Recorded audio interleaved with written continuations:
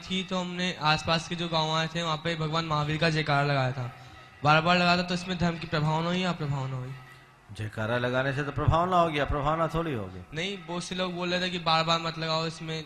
ये देखो, जयकार लगाओ पर जयकार ऐसी हो जिससे सुन करके सामने वाले के मन में श्रद्धा उत्पन्न हो, भक्ति उत्पन्न हो। जयकार इस तरीके से न लगाओ जिससे लोगों में क्षोभ हो। तो नारे नहीं लगना चाहिए, जयकार लगना चाहिए जिसमें भगवान का गुणगान। ओम नमस्ते महाराज जी, मेरा नाम अरिजीत जैन है। मैं टंडलपुर से आया हूँ। मेरा प्रश्न ये है कि बच्चों तो भैया व्रती करना चाहिए या नहीं? करना चाहिए, प्रारंभ से ही करना चाहिए। सेवा के संस्कार तभी बढ़ेंगे। चलो आगे। नमस्ते महाराज जी, मैं कुंडलपुर से आया हूँ। मेरा प्रश्न यह है कि हमें हैप्पी न्यू ईयर पर पटाखे फोड़ना चाहिए या नहीं? पटाखे कभी नहीं फोड़ना चाहिए। चलो। नमस्ते महाराज जी। नमस्ते महाराज जी, मेरा नाम जगदीश जैन है। मैं सांगानेर श्रवण संस्थान से आया हूँ। मेरा प्रश्न है कि हम पंच परमेष्टि भगवान की परिभाषा पढ़ते हैं तो साधु महाराज की परिभाषा आती है, ज्ञान ध्यान तप में जो लीन रहते हैं। उपाध्याय परमेष्टि की जो परिभाषा आती है कि जो स्वयं पढ़ते हुए अपने संघ के और मुनियों को पढ़ाते हैं, वह उपाध्याय कहलाते हैं।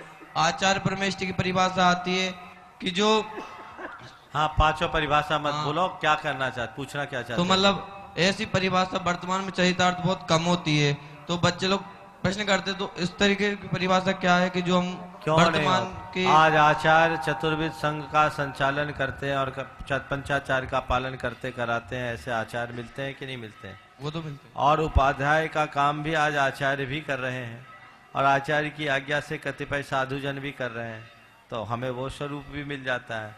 और अपने ज्ञान ध्यान तप में लीन साधुजन नहीं दिखते क्या? हमारे से जो मतलब बहुत कम दिखते हैं। जो दिखते हैं उनकी बात करो। चलो। नमोस्तु महर्षि। महर्षि, जैसे पहले के जमाने के अंदर, अपना नाम बोलो। साहिल जैन, दिल्ली से। हाँ महर्षि, जैसे पहले के जमाने में माइक से ही पकड़ो, ऐसे पकड़ो।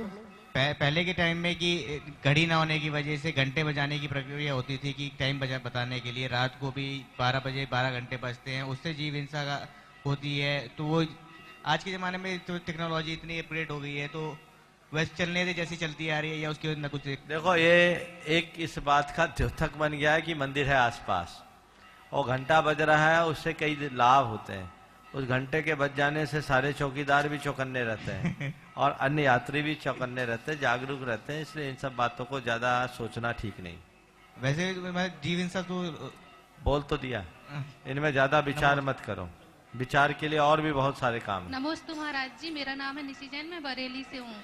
हमारे जो श्रद्धे हैं, हमारे जो पूज्य बड़े हैं, जिनके प्रति हमारा आदर का भाव होता है, लेकिन कभी क्रोधवश आवेग में आकर हमारा मन भटक जाता है, हम उनके बारे में गलत सोच लेते हैं या कोई गलत भावना मन में आ जाती है, तो उससे जो पाप लगता है उसका प्रायश्चित कैसे होता है? सबसे पहला काम तो ये करना चाहिए कि जब होश में आए तो उनके चरणों में जाके क्षमा मांगे। अच्छा। और कहें कि आप हमारे श्रद्धे हैं, आपको हम बहुत बहुमान देते थे, लेकिन हमने गुस्से में ऐसा कर लिया, हमें माफ करें और आगे न कर तो ये सके। उन्हें बता दें कि हमने बता दो, हृदय खोल दो, ताकि उनका भी मन आपके प्रति जुड़ जाए। और ऐसा एक बार खोल दोगे तो दोबारा ऐसा नहीं होगा।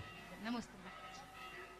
नमस्ते महाराज जी, मेरा नाम टिया जैन है। हम लोग रात को महाराज जी लोगों को नारियल क्यों नहीं चढ़ाते हैं? नारियल इसलिए नहीं चढ़ाते कि पूजा अर्चा सब हमारे यहाँ दिन में होती, रात में नहीं होती।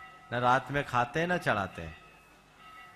नमस्ते महाराज जी, मेरा नाम सिद्धू जैन। रात को आज ही सिर्फ घंटी क्यों बज रही है, सुबह रोज बजती है? क्या बोल रहा है? फिर से बोलो। रात को आज ही क्यों वो घंटी बज रही है, सुबह तो हर रोज बजती है? अच्छा, रात को आज ही घंटी क्यों बज रही है, सुबह तो हर रोज बजती है। ऐसे अब यहाँ महावीर जी में घंटी बजती है, प्राय जैन मंदिरों में रात में घंटी नहीं बजाए जाते। अब यहाँ बजने की पुरानी परंपरा है, अभी बज रही है, सब लोग सुन रहे हैं। पर आप पूछोगे कि रात में घंटी क्यों नहीं बजते, इसके पीछे एक बहुत सूक्ष्म भावना है। यहाँ बराबर बजती क्या? आरती के टाइम में बजती है। आरती का टाइम निश्चित है कि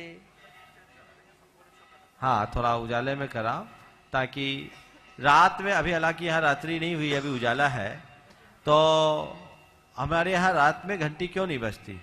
उसका कारण ये है कि घंटे बजने से पशु पक्षी, पक्षीगण खासकर जो अपने घोंसलों में होते हैं, उनकी नींद टूट जाती है, वो डिस्टर्ब हो जाते हैं। आदमी की नींद खुल जाए वो फिर सो जाए, वो अगर सोते हैं उनकी नींद टूटती है तो उनको बहुत डिस्टर्बेंस होता है। तो जैन धर्म में किसी प्राणी को हमारे द्वारा किसी प्रकार का डिस्टर्बेंस ना हो, इतना ध्यान रखा जाता है। इसलिए भगवान की भक्ति में भी रात में घंटे न बजाने की परंपरा है। चल महाराज जी नमोस्तु नमोस्तु। मैं खोरई से मनोज कुमार जैन। महाराज जी हम पूजा करते हैं, पूजा में बोलते हैं अष्टकर्म विनाशनाय धूपम निरपामती स्वाहा। तो अष्टकर्म में हमारा आयु कर्म में भी जाता है, तो हम आयु कर्म नाश करने की बात कर रहे हैं, तो ये क्या आत्महत्या की श्रेणी में तो नहीं आता? ये वहाँ कवि नहीं बनना चाहिए, भक्त बन करके पूजा कर लेना चाहिए, ज्यादा विमर्श नहीं करो। हम अष्टकर्म का मतलब है, अष्टकर्म का प्रतीक है संसार, अपने संसार के विनाश के लिए हम ऐसा कर रहे हैं। दर्शनार्थियों को गुरुवर, आचार्य मुनिश्री के चरणों में 4 पंक्तियां, केवल 4। दर्शनार्थियों को गुरुवर, दर्शनार्थियों को गुरुवर आश्चर्य विश्व का नौमा है। दुनिया का दर्द भुलाने को, दुनिया का दर्द भुलाने को, दुनिया का दर्द भुलाने को मुस्कान भरा डिप्लोमा है। बस एक बार दर्शन कर लो, बस एक बार दर्शन कर लो, फिर पाना मुश्किल काबू है। जो सर पर चढ़कर बोल उठे, गुरुवर का ऐसा जादू है, गुरुवर का ऐसा जादू है। महाराज जी नमस्ते। नमस्ते महाराज श्री, मेरा नाम आराध्य जैन है, मैं शर्मण संस्कृति सांगानेर से हूँ। महाराज श्री जैसे मंदिरों में मूर्ति है तो उस पर चंदन लगा रहता है, तो वो पूजनीय है या नहीं? देखो कुछ लोगों की ऐसी परिपाटी है जो भगवान को चंदन से चर्चित करते हैं। भगवान की चंदन से पूजा करना अलग बात है, भगवान को ही चंदन से श्रृंगारित करना अलग बात। टीका हमें अपने माथे पे, आप लोग अपने माथे पे लगाते हैं, भगवान को क्यों लगाते हैं ये उन्हीं से पूछो जो लगाते हैं। अब रहा सवाल कि ऐसे भगवान की हम वंदना करें या ना करें, अपने दिमाग से उस टीके को अलग करके नमोस्तु कर लो और आगे बढ़ जाओ। गुरुदेव के चरणों में निकुंज कुमार व समस्त परिवार पाठशाला की तरफ से टीका नमोस्तु नमोस्तु नमोस्तु। हे गुरुदेव, जब मैं 5-6 वर्ष का था तब कोई भी पाठ, श्लोक, दोहा अधिकतम 9 बार पढ़ने से याद हो जाता था। अब 27 बार या उससे अधिक बार पढ़ने पर याद होता है। ऐसा गुरुदेव अब क्यों होता है? इसके लिए कृपा कर मार्गदर्शन करावे। देखो जब दुनिया की बातें ज्यादा याद नहीं होती ना, तो धर्म की बातें अच्छे से याद हो जाती। अब तुम्हें दुनिया की चीजों में इंटरेस्ट ज्यादा हो गया है, इसलिए अच्छी बातें कम याद होती। अपना इंटरेस्ट क्रिएट करो, समझ गए? और नमोकार की खूब मन से जाप करो। नमोस्तु। हाँ, थोड़ा रास्ता बनाओ उधर से। गुरुदेव के चरणों में पारसमल व समस्त पाठशाला समाज की ओर से त्रिकाल नमोस्तु नमोस्तु नमोस्तु। 2 पंक्ति बोल दूं? नहीं, सीधा प्रश्न करो। हे गुरुदेव, हम सब संसारी प्राणी सुख को चाहते हैं। संसार में सुख तो है नहीं, सुखाभास है। ऐसे में हम संसारी जीव क्या करें? हम में श्रद्धा भी है, ज्ञान भी है, पर चारित्र का आचरण कैसे करें? कृपा कर मार्गदर्शन करावें। देखो सुख नहीं है, सुखाभास है, मुंह से बोल रहे हो। हृदय से जिस दिन बोलने लगोगे तो तुम्हारा श्रद्धान और तुम्हारा ज्ञान तुम्हें आचरण से जोड़ देगा। इसलिए जो बोल रहे हो शब्दों में मत बोलो, हृदय से बोलो। नमस्ते गुरु। नमोस्तु महाराज जी, मेरा नाम दिया जैन है, मैं अलवर से आई हूँ। मेरा प्रश्न यह है कि स्कूल में टीचर्स और मेरे फ्रेंड्स और मेरे से बोलते हैं कि दिया तुम वो अल्पसंख्यक हो, तो क्या तुम ST/SC हो या फिर तुम OBSC हो? उनसे बोलो ना, हम SC/ST है ना OBC है। हम तो जनरल जैन हैं और हम माइनॉरिटी में हैं, क्योंकि आज देश में जैनों की संख्या बहुत कम है। जैसे बौद्ध हैं, जैसे सिख हैं, जैसे ईसाई हैं, जैसे मुस्लिम हैं, जैसे पारसी हैं, वैसे हम। नमस्ते। ओम। नमस्ते महाराज जी, मेरा नाम परी जैन है, मैं अलवर से आई हूँ। मेरा प्रश्न ये है कि पारसनाथ भगवान की प्रतिमा काली होती है, पर अगर काले कपड़े पहन के जाए तो हमें पाप लगता है। देखो, इस बच्चे ने अच्छा प्रश्न किया है कि मंदिर में पार्श्वनाथ भगवान की काली प्रतिमा होती है और हम लोग काले कपड़े पहन के जाते तो कहते पाप लगता है, ऐसा क्यों? सुनो, भगवान के प्रतिमा का वर्ण भले काला है, क्योंकि पार्श्वनाथ भगवान का रंग ऐसा था, और उस दृष्टि से देखा जाए तो काला रंग अच्छा भी होता है। अच्छा क्यों होता है? काला रंग सब पर चढ़ जाता है, समझ गए? काला रंग सब पर चढ़ जाता है, इसलिए काले रंग को प्रतिरोधक क्षमता का प्रतीक माना जाता है। पार्श्वनाथ भगवान का वही रंग था, इसलिए बना दिया। अब मंदिर में काले कपड़े पहन करके क्यों नहीं जाते हैं? उसके दो कारण हैं। काला कपड़ा जो होता है ना, वो निषेध और बहिष्कार का प्रतीक माना जाता है। किसी के एंट्री के लिए हमें रोकना है तो काला कपड़ा दिखा दो, काला झंडा दिखा दो। फिर दूसरा है काला काम। काला काम यानी गंदा काम, तो काला कपड़ा नहीं पहनना, क्योंकि हमें काला काम नहीं करना है, भगवान के पास जाकर अच्छा काम करना है, इसलिए काले कपड़े का लोग निषेध करते हैं।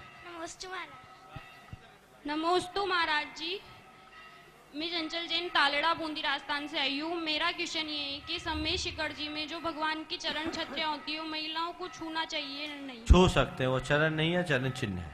नमोस्तु। हाँ, नमोस्तु महाराज जी। हाँ, एक पूछो, जल्दी प्रश्न पूछो। महाराज जी, मेरा प्रश्न ये है कि क्या महिला तीर्थंकर प्रतीका बंद कर सकती है, और अगर कर सकती है तो अपना कर्तव्य करते हुए वो क्या करे? ऐसा महिला तीर्थंकर प्रकृति का बंध नहीं कर सकती। तीर्थंकर प्रकृति का बंध करने के लिए पुरुष होना जरूरी है, तो पर हाँ, तीर्थंकर बनने की भावना बढ़ा सकती है और इतना पुण्य संजो सकती है कि तीर्थंकरों के वंश में जन्म ले ले और अपने जीवन का कल्याण कर ले। इस प्रकार आज के शंका समाधान के सत्र को परम पूज्य गुरुदेव के चरणों में नमन अर्पित करते हुए मैं यहीं पर विराम देता हूँ। बोलिए परम पूज्य आचार्य गुरुवर श्री विद्यासागर जी महाराज की जय। नमोस्तु। ओम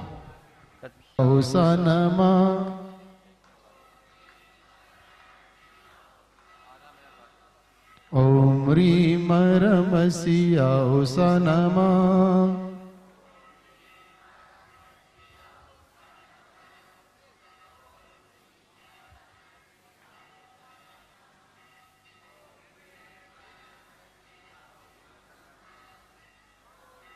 ओम। आज भोर की प्रथम किरण 9 वर्ष की लालिमा लिए प्रकट हुई। जब हम अपने कक्ष से बाहर निकलकर भगवान महावीर के मंदिर में पहुंचे तो भगवान महावीर के चरण स्पर्श करने वालों का तांता लगा हुआ था। पहली बार ऐसा हुआ कि नए वर्ष के दिन लोगों को चरण स्पर्श करने का सौभाग्य प्राप्त हुआ।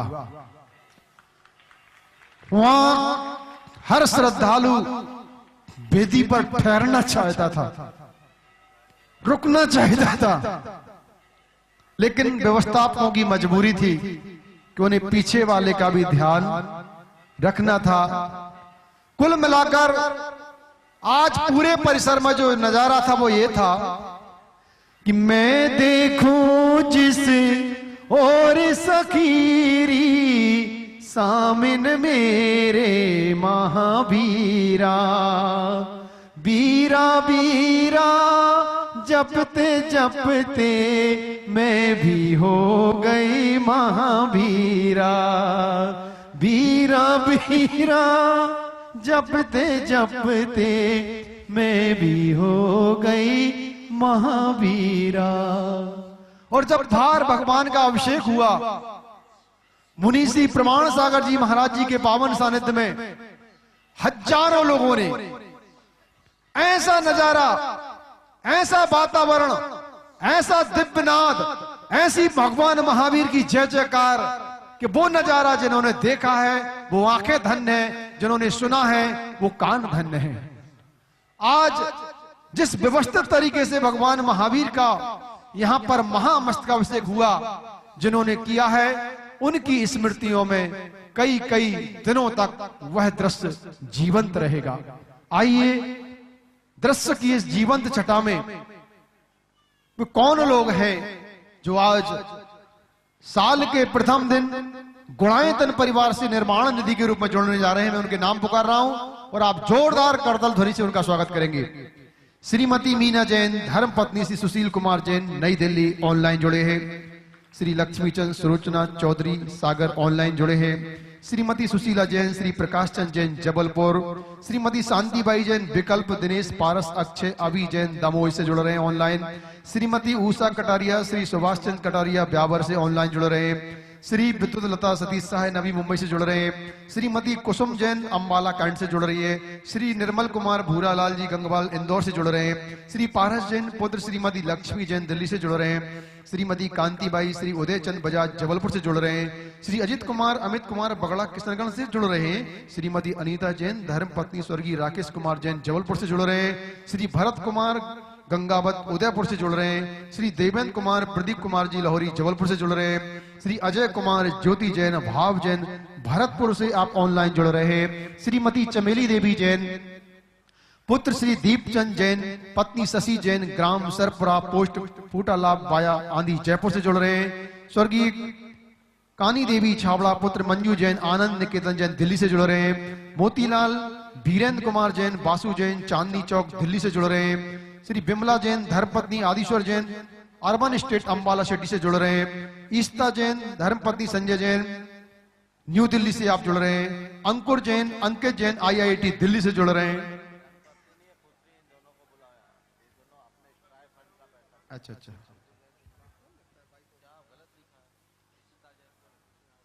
ईस्ता जैन यहां पर है तो मंच के करीब आ जाएं। अंकुर जैन, अंकित जैन यदि है तो यहां पर पास आ जाए।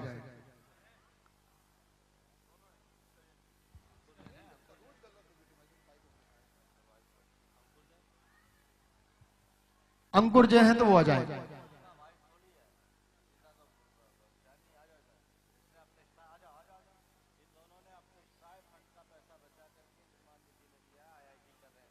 कुमारी ईस्ता जैन,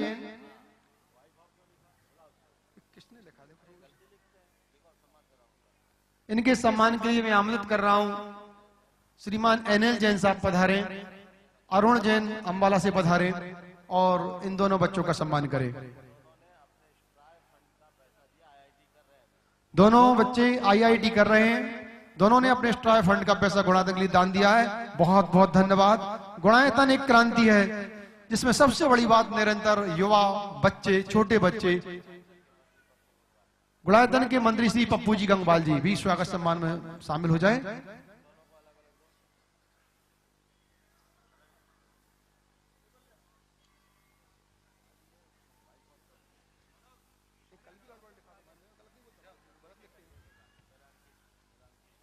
अंकित जैन के लिए अभिनंदन कर रहे हैं, बहुत बहुत स्वागत है। गुणायतन से निरंतर युवाओं का जुड़ना जारी है। महाराज जी का माइक खोल दें। ईस्ता जैन, NL जैन साहब पधारे और ईस्ता जैन को अभिनंदन करें। पप्पू जी अंबाला से। देखिए भावना है, मैंने इन बच्चों को इसलिए बुलवाया कि अभी ये पढ़ाई कर रहे हैं, इनकी पढ़ाई पूरी नहीं हुई। IIT कर रहे हैं दोनों और दोनों मेधावी छात्र छात्राएं हैं। ईशिता ने तो आचार्य श्री के चरणों में अपना जीवन भी अर्पित कर दिया है। ये बहुत स्वागत योग्य कदम है। इसने मोक्ष मार्ग पर अपने आप को लगा दिया है। मुझसे आकर के बोला कि महाराज जी हम लोग गुणायतन के लिए कुछ देना चाहते हैं। मैंने कहा जॉब लग गई क्या? महाराज जॉब नहीं लग गई, अभी हम जॉब नहीं लगी, हम पढ़ रहे हैं। बोले पढ़ रहे तो तुम लोग अभी कैसे दोगे? महाराज हमें स्ट्राय फंड मिलता है और उससे हमारा जो पैसा बचा हम सोच करके आए हैं कि हमें देना है। यह संस्कार, यह भावनाएं ही समाज का उद्धार करती है। अन्य युवकों को भी प्रेरणा लेनी चाहिए कि अपने पैसे का सदुपयोग करो, अपव्यय ना करो। हम प्राय करके दूसरे के कामों की बुराई करके पापों के सूत्रधार बन जाते हैं, लेकिन आज गुणायतन में सूत्रधार पर बनकर जुड़ रहे हैं प्रोफेसर मनोज कुमार जैन, श्रीमती ममता जैन भोपाल से ऑनलाइन जुड़ रहे हैं। बहुत बहुत स्वागत है आपका। दूसरे सूत्रधार हैं भारतीय वायु विंग कमांडर स्वर्गीय सुभाष डांडिया की पुण्य स्मृति में पत्नी उषा डांडिया, पुत्र अविनाश डांडिया, अनुराग डांडिया, पुत्र वधु मेघना मिरेला डांडिया, पोते यश, रोनित, एडन इंडिया डांडिया परिवार जुड़ रहे हैं। यदि आप यहाँ पर उपस्थित हैं तो पधारें, आपका बहुत बहुत स्वागत है। आइए पधारिए और अगले क्रम में राजेंद्र कुमार जैन बरेली से सूत्रधार के रूप में जुड़ रहे हैं। यदि आप भी यहां उपस्थित हैं तो पधारेंगे।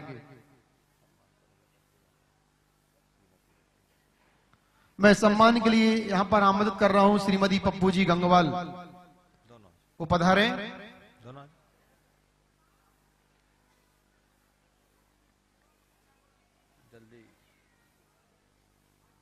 गुणायतन परिवार से निरंतर देश के श्रद्धालु लोग जुड़ रहे हैं और गुणायतन के आंगन में पड़े पत्थर भी उछल उछल कर गुणायतन की दीवारों में जुड़ रहे हैं। और वो दिन दूर नहीं जब गुणायतन का पावर शिखर बनेगा, सातवाद अनेकांत का जयघोष गूंजेगा।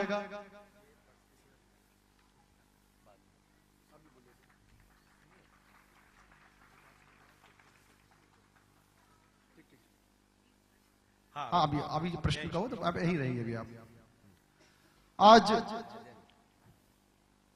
राजेंद्र कुमार जैन बरेली से सूत्रधार के रूप में गुणायतन परिवार से जुड़ रहे हैं, वो उपस्थित हैं तो कृपया कर मंच पर आ जाएं। राजेंद्र जी बरेली से हमारे गुणायतन परिवार के नए सूत्रधार।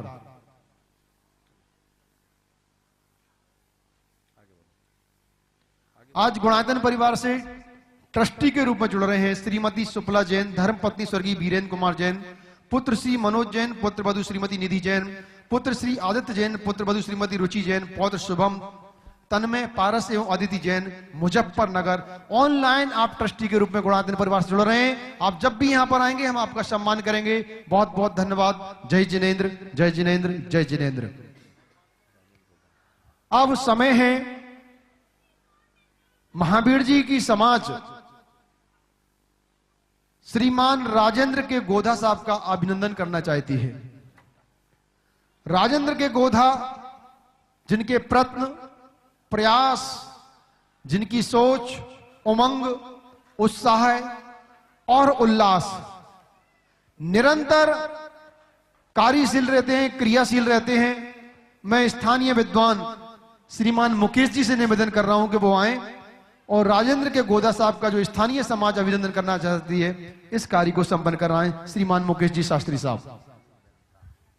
बोले संत श्रोमणी आचार्य गुरुवर शिक्षक विद्यासागर जी महाराज की, पूज्य मुनि शिक्षक प्रमाण सागर जी महाराज की, पूज्य मुनि श्री का पावन सानिध्य हम सभी को प्राप्त हो रहा है।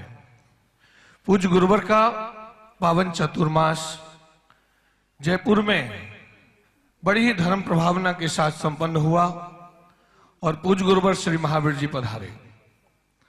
आदरणीय श्री राजेंद्र कुमार जी गोधा साहब हमारे मध्य हैं, जिन्होंने मुख्य समन्वयक के रूप में वर्षायोग के सभी कार्यक्रम सानंद संपन्न कराए और पूज्य गुरुवर को एक भव्य महावीर वंदना रथावर्तन के साथ श्री महावीर जी की वंदना, जिसमें हजारों श्रद्धालुओं ने पदयात्री के रूप में सहभागिता निभाते हुए प्रभु के दर्शन किए। धन्य है वो सभी महानुभाव। मैं आदरणीय राजेंद्र कुमार जी गोधा साहब, जो दिगंबर जैन आदर्श महिला महाविद्यालय के अध्यक्ष पद पर भी सुशोभित है, महावीर स्कूल जयपुर अनेक संस्थाओं को निरंतर अपना सहयोग प्रदान करते हुए समाज में अपना दिशा निर्देश प्रदान कर रहे हैं। मैं उनके सम्मान के लिए ग्राम पंचायत श्री महावीर जी के सरपंच साहब श्री नंद किशोर जी शर्मा जी को आमंत्रित कर रहा हूं कि वो आए। मंगल तिलक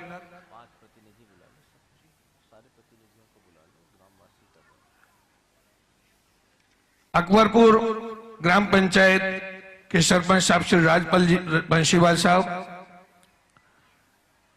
श्री हरचरण जी पटेल, श्री दर्शन सिंह जी गुर्जर, श्री भरत जी गुर्जर, कृपया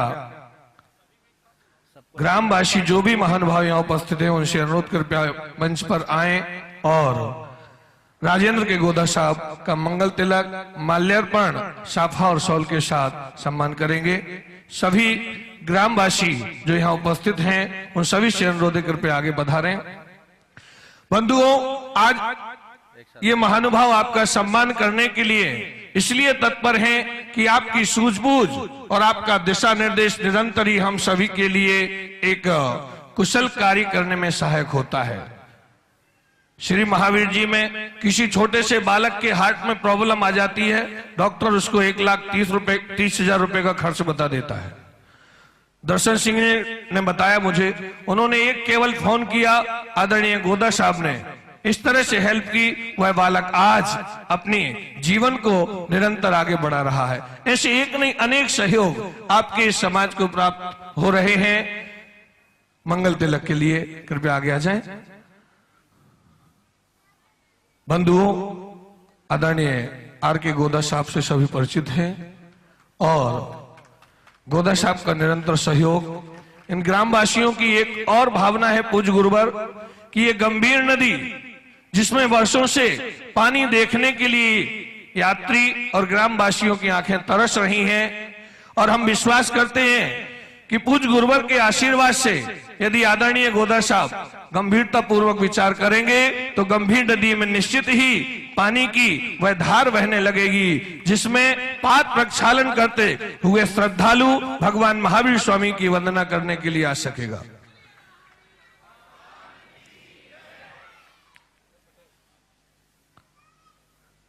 पूज्य गुरुवर को जैसा कि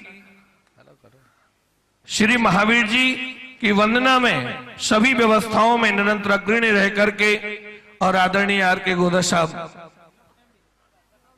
यहां महावीर जी पहुंचे, जहां तक मैं समझता हूं जिस दिन यह जुलूस श्री महावीर जी पहुंचा तो एक ही चर्चा थी कि यदि मुनिश्री आए हैं, इतनी भीड़ है, यदि इस नगरी में आचार्य श्री आएंगे तो कितना जुलूस लंबा होगा और क्या व्यवस्थाएं होंगी। मैं मानता हूं कि यदि पूज्य गुरुवर आपका पूरा आशीर्वाद आर.के. गोदा साहब को प्राप्त हो जाए तो आचार्य गुरुवर विद्यासागर जी भी इस महावीर जी की धरती पर पधारे हैं तो हम धन्य हो जाएंगे, अपने आप को बड़ा गौरवशाली और पुण्यशाली महसूस करेंगे और देश देशांतर के श्रद्धालुओं को इस नगरी में पूज्य गुरुवर की वंदना करने का सौभाग्य प्राप्त होगा।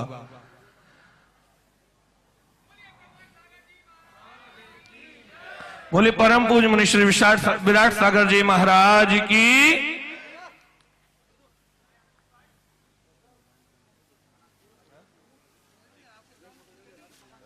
जो कर रहे हैं आज दोपहर में पूज्य गुरुवर के पावन सानिध्य में वर्धमान मंडल विधान यहां सानंद संपन्न हुआ। विधान में हजारों श्रद्धालुओं ने श्रद्धा भक्ति पूर्वक भाग लेकर जो पुण्यार्जन किया, पूज्य गुरुवर का प्रताप। बंधुओं, यदि पूज्य गुरुवर हम सभी की प्रार्थना पर कुछ समय यहाँ प्रवास कर गए तो निश्चित ही हम सभी कल्याण के मार्ग पर चल सकेंगे। इससे पूज्य गुरुवर के पावन चरणों में कोटि कोटि नमोस्तु निवेदित करते हुए आदरणीय राजेंद्र के गोदा साहब। बहुत सुंदर।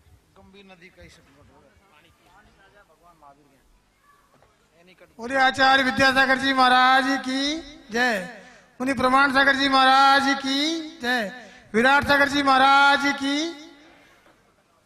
धर्माधारों की बंधुओं, अभी महावीर जी समाज ने जो मुझे सम्मान दिया है, मैं इस सम्मान को भुला नहीं सकता, लेकिन इसकी कोई जरूरत नहीं थी और न मैंने कुछ किया है तो इसलिए किया कि कभी यहाँ महाराज जी के सामने या इस मंच पर मुझे इस तरह का कोई सम्मान मिलेगा।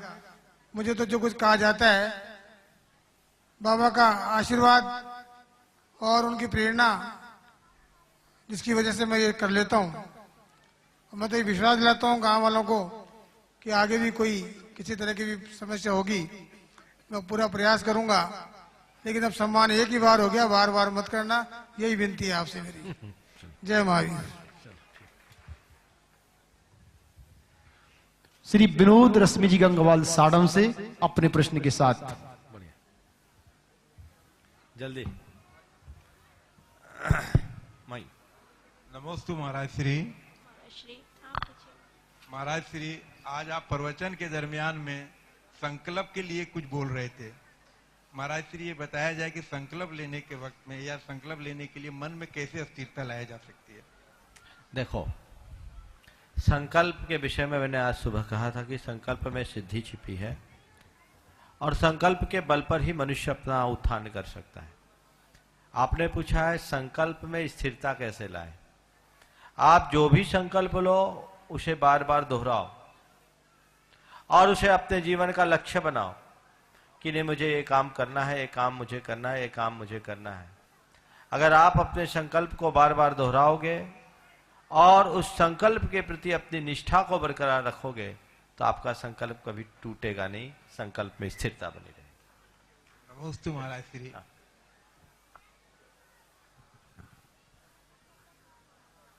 नमोस्तु महाराज श्री। महाराज इधर से बोलिए। हाँ महाराज श्री, जब से मुझे होश है मुझे ऐसा ध्यान है कि मैं महावीर भगवान की अनन्य भक्त हूँ और 55 साल से विद्यानंद जी महाराज वो मेरे गुरु रहे।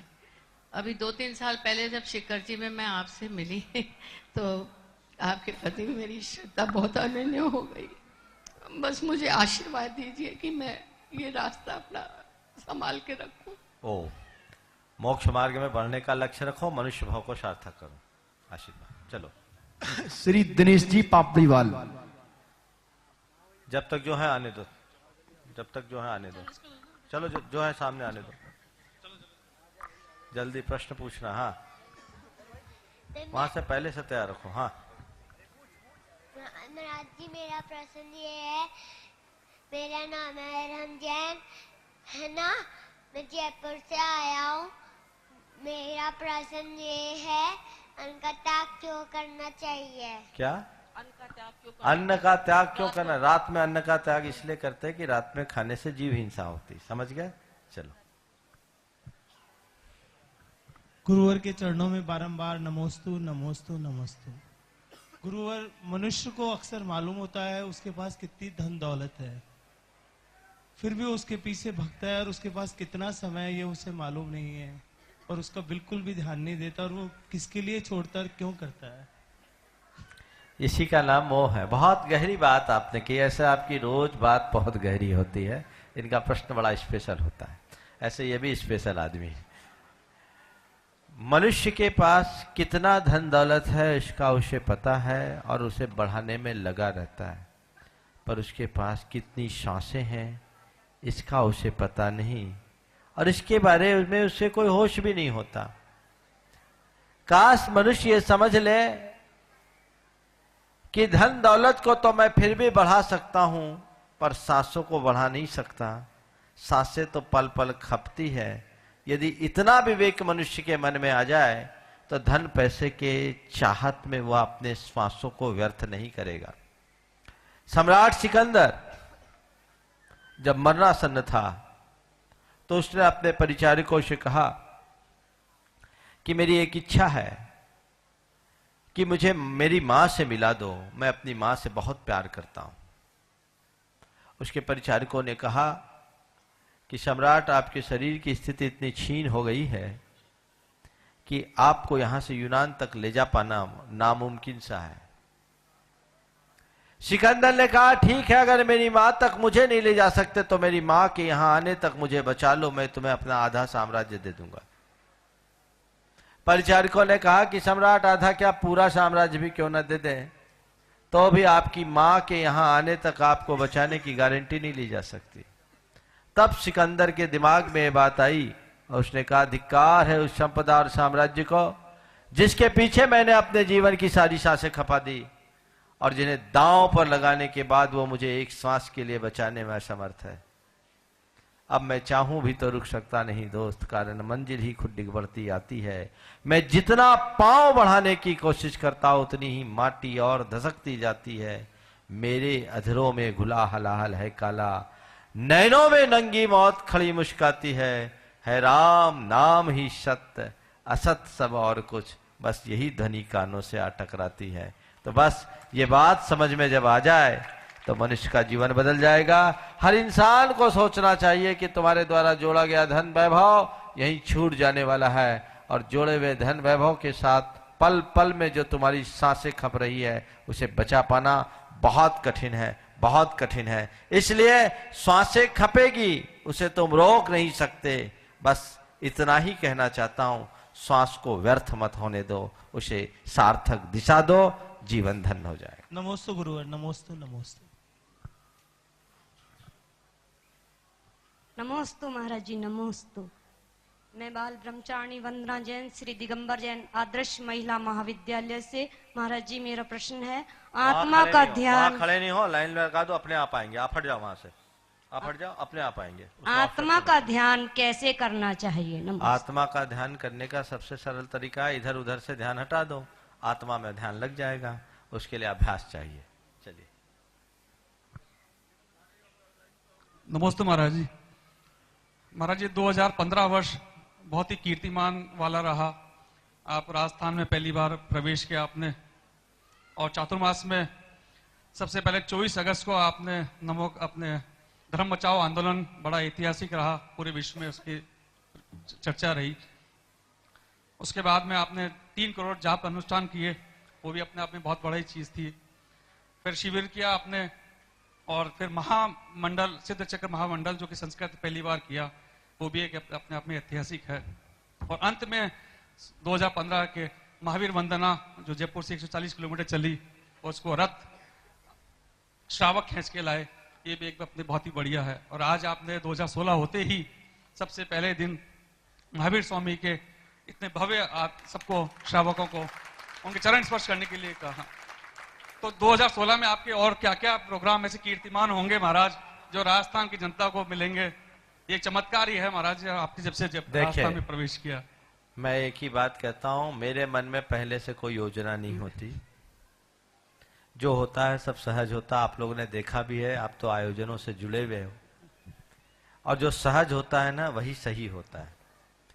मैं एक बात कहता हूं, जो कीर्तिमान बनाना चाहते हैं उनकी कीर्ति खंडित हो जाती है, और जो भगवान के कीर्तन में लग जाते हैं उनके कीर्तिमान अपने आप बनते जाते हैं। इसलिए सही कीर्तन करो, जीवन धन्य होगा। अब महाराज से छोटा सा क्वेश्चन है। महाराज जी, किस श्रावक को मूर्ति की प्रतिष्ठा करनी चाहिए और उसका क्या कर्तव्य होना चाहिए? श्रावक को मूर्ति प्रतिष्ठापित करने के लिए वही श्रावक उस योग्य होता है जिसकी जिनमत में प्रगाढ़ श्रद्धा हो, व्यसन मुक्त हो, सदाचारी हो, शुक्ल का हो। प्रतिष्ठा शास्त्रों में इसे के लिए एक शब्द रखा गया कारापक, और उस कारापक के लक्षण में ये विशेषताएं बताई है, उसे ही बनाना चाहिए। चलिए। नमस्ते। गुरुवर को बार बार नमोस्तु नमोस्तु नमोस्तु, माता जी को बार बार वंदना। मैं वीरेंद्र कुमार जैन पुणे से हूँ। गुरुवर, मैंने कभी अपने जीवन में कोई त्याग नहीं किया। एक बार आचार्य श्री के सामने मैंने चैन और अंगूठी का त्याग किया था, फिर कभी पहनी नहीं, लेकिन नियम नहीं लिया। आज मैं कुछ घड़ियां अपने पास रखता हूं, तो वो सारी घड़ियां मैं गुणायतन को दान करता हूं, और ये मेरी सोने की घड़ी है, ये भी दान करता हूं, और ब्रांडेड घड़ियां भी मेरे पास है, वो भी मैं सभी दान करता हूं। इन दोनों त्याग की आशीर्वाद मुझे दीजिए, मेरी भावना हमेशा त्याग की बनी रहे। इस घड़ी में आपके द्वारा त्याग की गई, ये घड़ी का आपने त्याग किया है। मैं मानता हूं कि अब आपके जीवन की शेष घड़ियां त्याग के साथ ही संपन्न हो, और शेष घड़ियां हो या ना हो, आपके जीवन की अंतिम घड़ी पूर्ण त्याग के साथ बीते। मैं यही आशीर्वाद देना चाहता हूं। मुनिश्री, एक छोटा सा प्रश्न है, बड़ा अजीबोगरीब सा है। क्या परिवारों में विवाद नहीं हो और कोई किसी प्रकार की उपेक्षा नहीं हो, तो क्या मंदिरों में दर्शनार्थी कम पड़ जाएंगे? ये जो किसी ने कहा है उसका व्यक्तिगत आकलन है। ये मेरी विचार से जिनकी सोच थोड़ी नकारात्मक ज्यादा होती वो ज्यादा करते हैं। मेरे विचार से विवाद के कारण अगर कोई धर्म से जुड़ता है तो उसकी स्थिरता कम होती है, और वैराग्य से भर करके जो धर्म से जुड़ता है उसकी स्थिरता अधिक होती है। आप ये मत सोच लेना कि हम लोग साधु बने तो इसलिए बने कि घर में नहीं बनी। अरे हमारा घर ही नहीं बना तो घर में नहीं बनने की बात क्या है? जब व्यक्ति के भीतर कुछ अच्छा घटित होता है तभी वह साधु बन पाता है। इसी तरह जब व्यक्ति के भीतर अंदर की श्रद्धा उत्पन्न होती है तब वो धर्म से जुड़ता है। किसी परिस्थिति वश धर्म से जुड़ना, धर्म को ओढ़ना है, और अंदर की परिणति से धर्म को जुड़ना जीवन में धर्म को उतारना है। मैं आप सबसे कहूंगा, धर्म को ओढ़िए मत, उतारिए।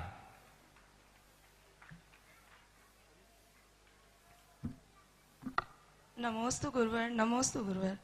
गुरुवर, मेरा प्रश्न ये है कि मैं पूजन के बाद 4 भावनाएं भाती हूँ, उसमें 3 तो मुझे लगती है कि ठीक ही होंगी, लेकिन एक में थोड़ा संशय है। वो ये है कि मैं हमेशा बोलती हूँ कि हे भगवान, जब से मैं इस संसार में आई हूँ और जब तक मैं इस संसार में रहूंगी, तब तक के प्रत्येक समय का अनंत अनंत पंच परमेष्ठी भगवंतों को मेरा नमोस्तु नमोस्तु नमोस्तु। तो क्या इसमें असत्य संभाषण का दोष लगता है या मायाचारी का दोष लगता है? और एक, जब हम घर से निकलते हैं, चाहे वो मंदिर में जाएं चाहे हम बाजार में जाएं, तो हम ये बोल के निकलते हैं कि जब तक मैं घर पे नहीं आऊंगी तब तक के लिए मेरे घर परिवार के त्याग है, लेकिन चाबी हमारे पास होती है। देखो, पहले वाला जहां तक आपने पूछा है कि असत्य है क्या, वो असत्य नहीं है, क्योंकि वो भाव सत्य है। भूत भविष्य वर्तमान के सभी पंच परमेष्ठियों को मेरा प्रणाम। ये हम कर रहे हैं, ये अपने आराध्य के प्रति श्रद्धा की प्रगाढ़ अभिव्यक्ति है। ये भाव सत्य है। ऐसा कोई सोचे कि हम तो कुछ ऐसे भी जन्म पाए जब हम प्रणाम करने लायक ही नहीं रहे, तो हमने ये थोड़ी किया कि हर जन्म से मैं आपको प्रणाम करते आया हूं। आज मैं अब तक के अपने संसार काल में के सारे भावों से अर्पण करता हूं, तो ये भावाभिव्यक्ति है। इसी प्रकार आपने पूछा है कि जब तक मैं घर न चले जाऊं तब तक मेरे घर का त्याग। तो एक पेशेंट रोगी डॉक्टर के पास पहुंचा, उसने कहा, डॉक्टर साहब, हमें खाने के बाद भूख नहीं लगती। प्रश्न किया, डॉक्टर साहब, हमें खाना खाने के बाद भूख नहीं लगती। डॉक्टर समझदार था, बोला कोई बात नहीं है, दवाई देता हूं, ले लो, एक खुराक खा लेना। बोले कब खाना? सोने के बाद और उठने के पहले, ठीक हो जाओगे। तो ये जब चाबी मेरे पास है तो परिग्रह का त्याग कहां? अगर आप देखें तो ऐसा होता है, लेकिन फिर भी ये त्याग अनुकरणीय है। क्यों अनुकरणीय है? क्योंकि ऐसा करने से भी त्याग के संस्कार उत्पन्न होते हैं। ये स्थूल भाव है। आज सुबह भी मुझसे किसी ने पूछा था कि महाराज, हम लोग ऐसा कर देते हैं कि जब तक हम अगले बार भोजन न करें तब तक हमारे भोजन का त्याग, जब तक हमें भूख न लगे तब तक भोजन का त्याग। तो भूख में भोजन कौन, बिना भूख के भोजन कौन करता है? तो ये स्थितियां हैं, फिर भी ये स्थूल त्याग है। त्याग के संस्कार जगाने की दृष्टि से अनुकरणीय।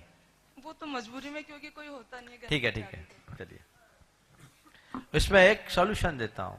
चाबी तुम्हारे पास है और तुमने घर के परिग्रह का त्याग कर दिया, इस बीच संयोगता घर में कुछ गड़बड़ हो जाए, चोरी चमारी हो जाए, तो पुलिस में रिपोर्ट लिखाने मत जाना क्योंकि तुम्हारा हुआ ही नहीं।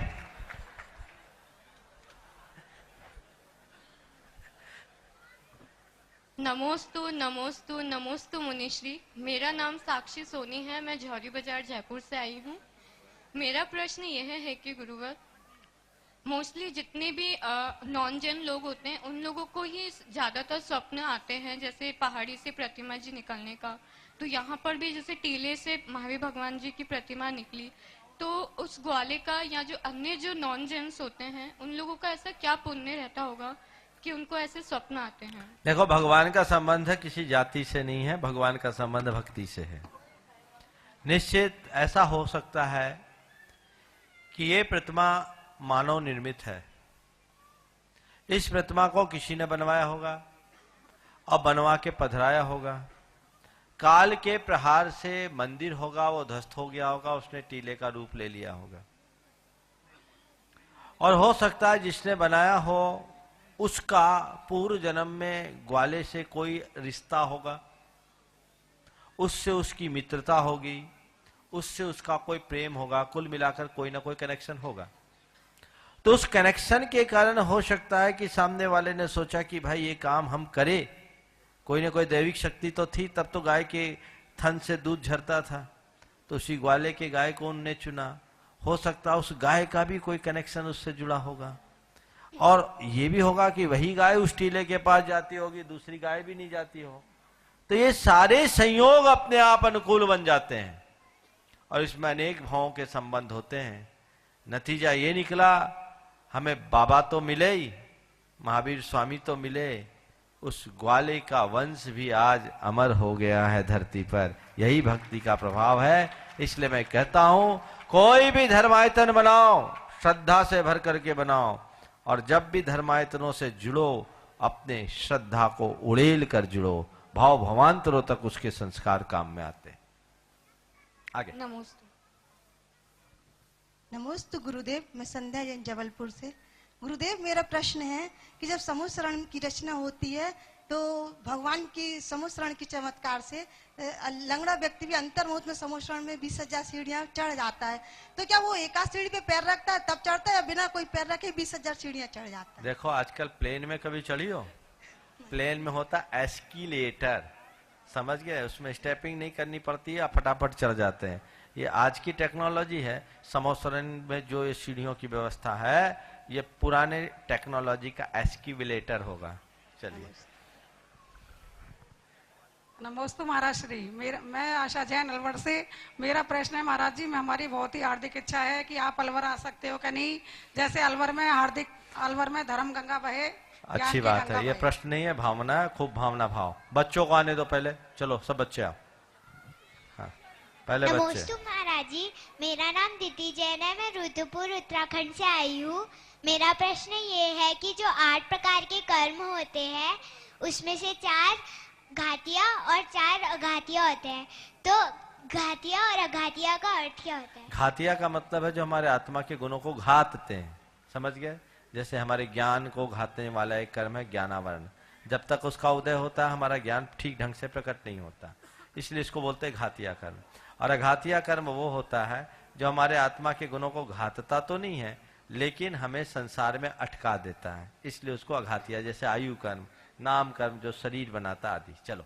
नमस्ते। हाँ, आप पहले बच्चों को देना, बड़े अभी पीछे रहो। हाँ। नमोस्तु महाराज जी, मेरा प्रश्न है कि जो भक्तांबर का छंद है, उद्भूत भीषण जलोधर भार भोगना, शुच्यम दशाम रूप गताच्युत जीविताशा, त्वत्पाद पंकज रजोमृत दिग्ध देहा, मृत्या भवंती मकर ध्वज तुल्य रूपा।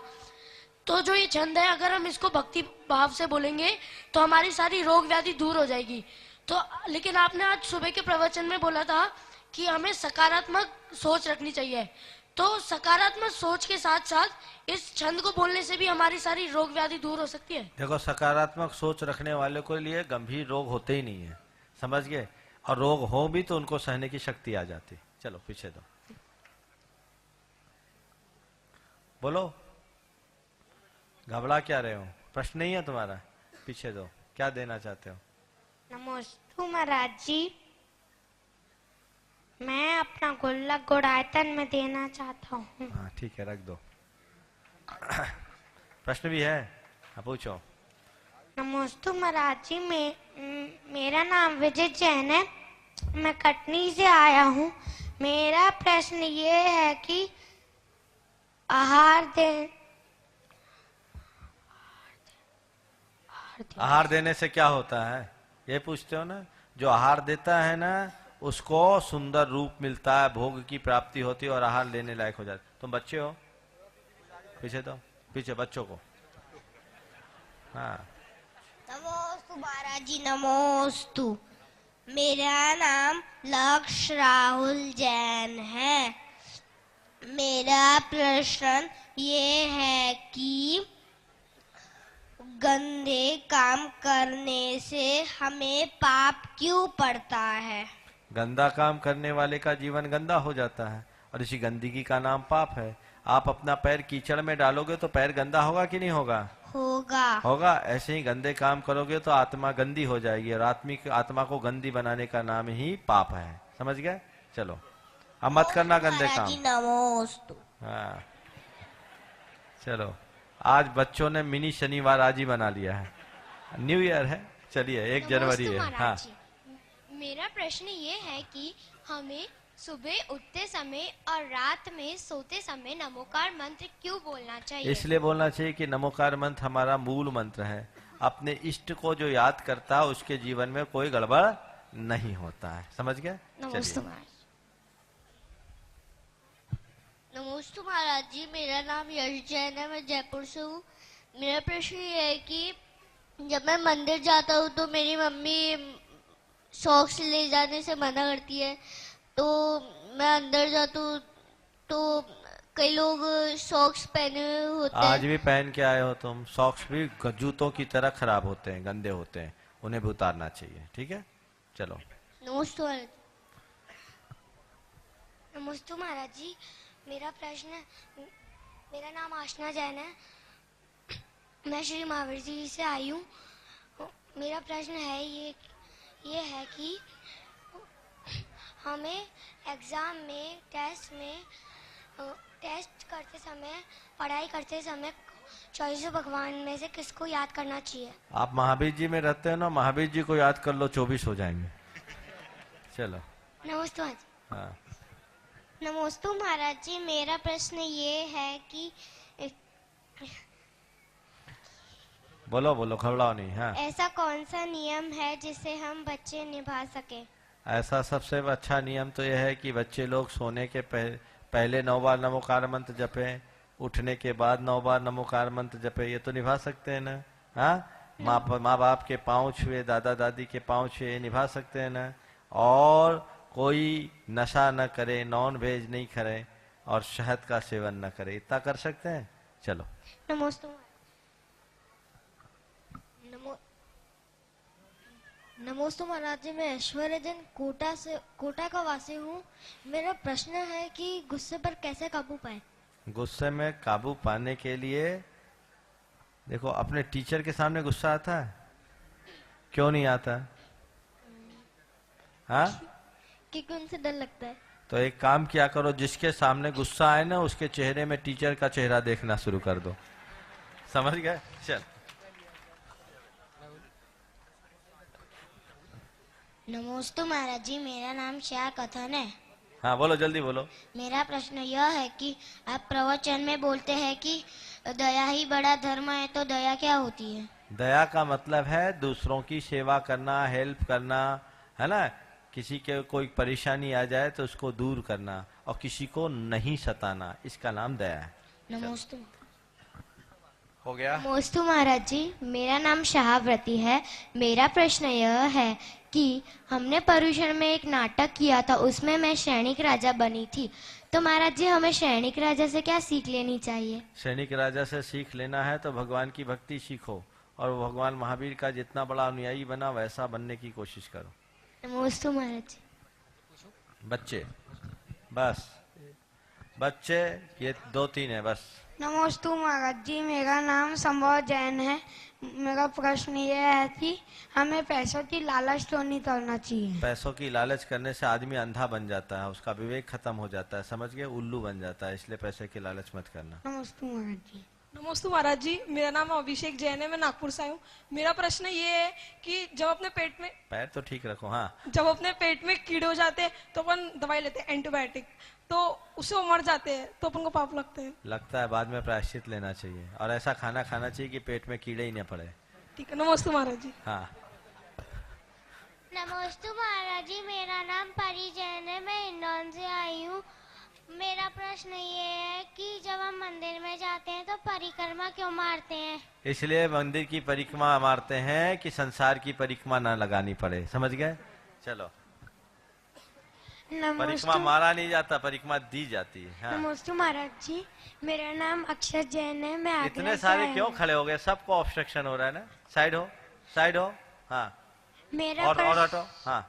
मेरा प्रश्न ये है कि जो तीर्थंकर हमारे होते हैं उनके नाम के आगे 1008 क्यों लगता है? तीर्थंकर के 1008 नाम होते हैं, उनके शरीर में 900 व्यंजन और 108 लक्षण होते हैं, इसलिए उनके साथ 1008 लगाया जाता है। चलो, ये 2 बच्चे और लास्ट। नमस्ते महाराज जी, मेरा नाम अर्पित जैन है। आहार करने और अनुमोदना करने में पुण्य बराबर लगता है क्या? आहार देने में और अनुमोदना करने में बराबर पुण्य उनको लगता है जो दे नहीं पाते, लेकिन जो देने का ना देने का बहाना करते कि हमको अनुमोदना करना है, उनको कोई पुण्य नहीं लगता। नमस्ते महाराज जी, मेरा नाम सोहम जैन है। मेरा प्रश्न ये है कि मेरे पापा अक्सर मंदिर नहीं जाते, तो मेरे को क्या करना चाहिए? मेरे पास ले आना चाहिए। चलिए, आज आए हैं तुम्हारे पापा?